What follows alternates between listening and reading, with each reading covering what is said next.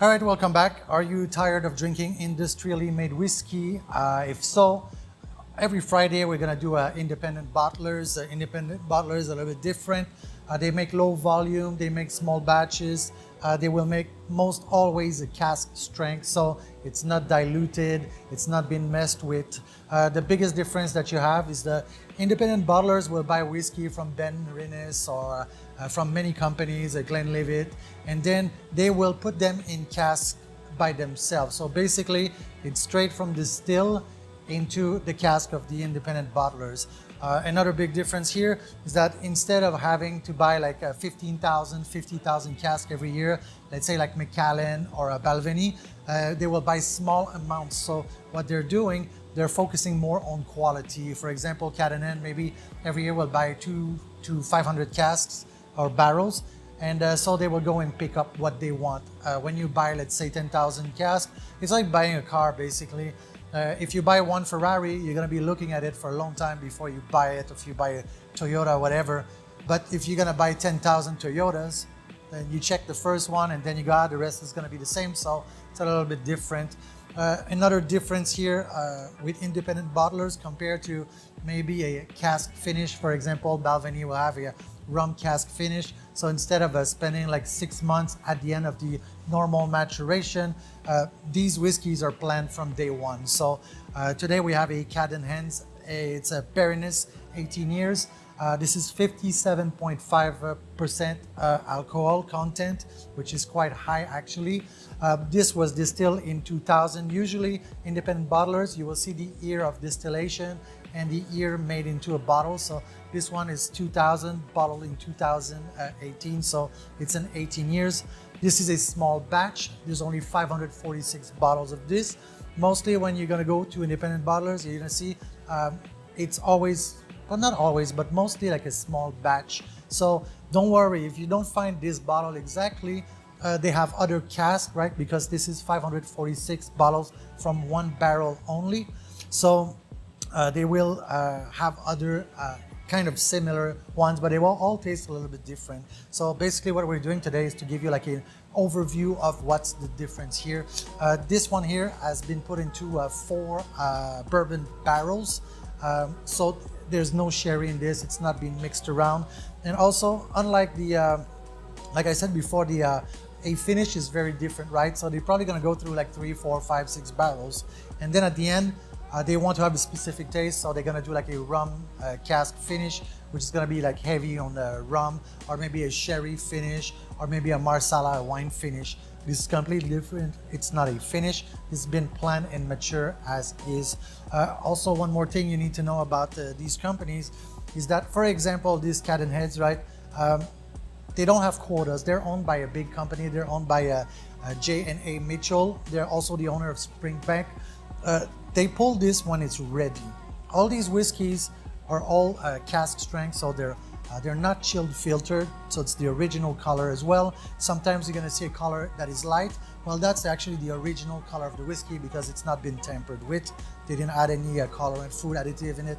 There's nothing. So that's why when I review whiskeys, right, I don't really care about the color. I care about the taste, the smell, the nose, the flavor, the finish. It's not really important, the color, because you could make a green whiskey, you can make a purple whiskey if you wanted to, so it's not really important. Let's open it up and let's see what this is. This is a Benrinnes, 18 years. It was a Benrinnes when they got it, and then they matured it themselves for 18 years. So let's go here. So I'll just put this back here. So we could talk about the color, which is actually quite nice. It's light. It's not a deep amber color, but again, who cares? It's not what we're trying to find here.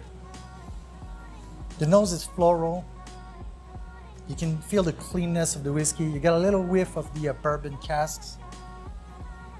There's a lot of fruit in there. I would say like some pineapple, some banana, good sweetness, a little bit of vanilla on the back there.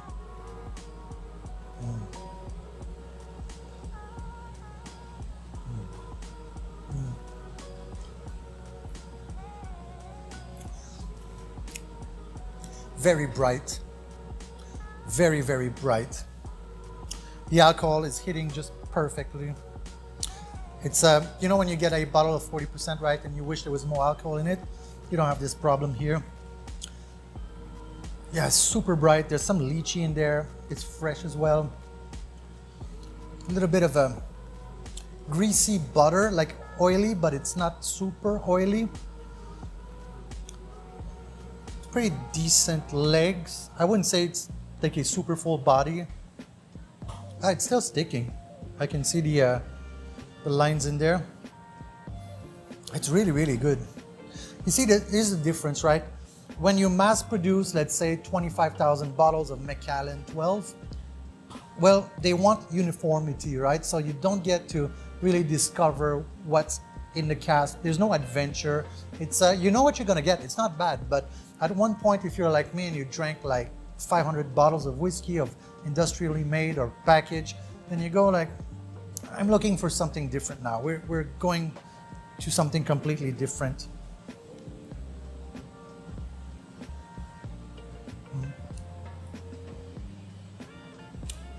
Get a bit of a kind of a white grapefruit, caramelized orange. It's not super toffee, even though it's 4 bourbon barrels. You can taste the wood. There's levels in the casking, in the barrels.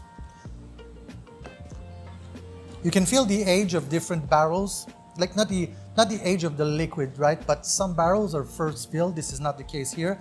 And then you have refills, right? Maybe it's been refilled 2 times, 3 times, 5 times, or it's been recharred on the inside. And you can taste this one here is a little bit of recharred inside. It's very clean. Still some citrus there.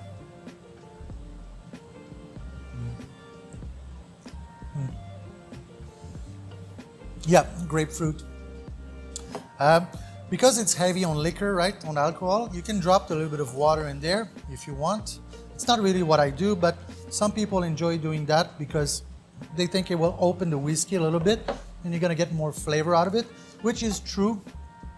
I'm doing this because we're doing the review, the testing, but usually if I drink like this, I will not add water in it. It's not my thing. There's no wrong way to drink whiskey. You can do it ice, no ice. It's up to you, basically.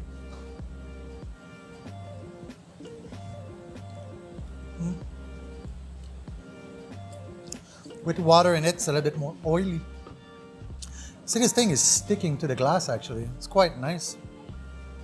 The finish is a little bit like it's spicy, but like a cinnamon spice, maybe a little bit of ginger spice. It's not, the alcohol is not, even though it's 57.5%, the alcohol is not ripping your mouth apart. I think it's very comfortable. It's very warm in the throat. It's like cleaning everything. Yeah, these casks are quite nice. I think I paid for this bottle, let me check. I always write the price behind my bottles. I have so many that it gets lost and then I don't know how to charge people. I think I paid 110 US dollars for this. Yeah, 110, yeah, which, you know, we're playing a different category of price here. Usually these bottles, they go from maybe 75, they can go all the way to $10,000. But if you're doing commercial whiskeys like the Dalmore, the Balvenie and all this stuff, right, and you're kind of bored of them, if you do like a Dalmore, like a Portwood, you're already at $100. If you do a King Alexander, you're already over $200, right? So why not go in this? And then you can go back in a lower price bracket and rediscover whiskey cask differently. This company is in Campbellton. Like I said, they also make a Springbank, and they have their own warehouse to mature their own whiskey. So they do everything in-house. They buy the distilled liquid and they pack themselves. And like I said, they have no pressures to bottle because they're not, these are all small batches. They're not 10,000 bottles. This is 546. So they crack a cask open, a barrel open, and they see what's in it. They say, all right, this is ready or not ready. And it's a big part of their business, but it's well planned. They do it smartly. I really enjoy this. This is an old particular. It's a Greg Alaki 13. This is $120. It's only 13 years, but it's been casked. So we'll do a review on this next time. So fantastically that this tastes like toffee and caramel, like with no ends to it. It's quite nice.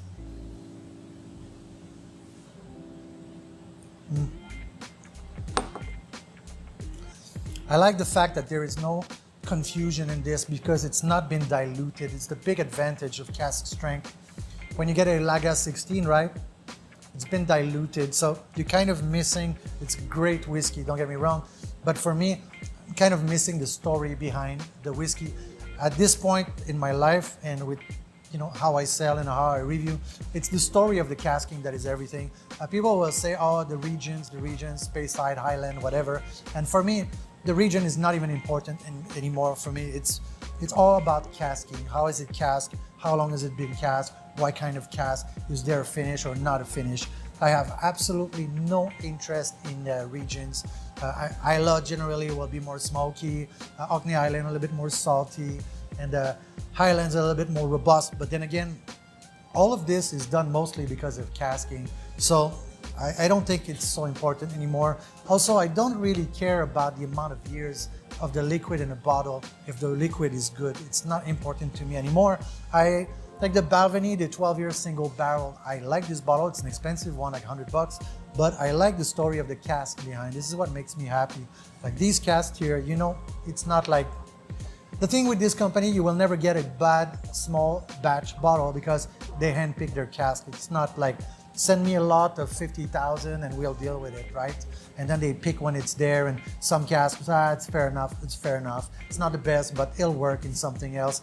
With this company, it doesn't. Small independent bottlers, their entire reputation is based on casking. So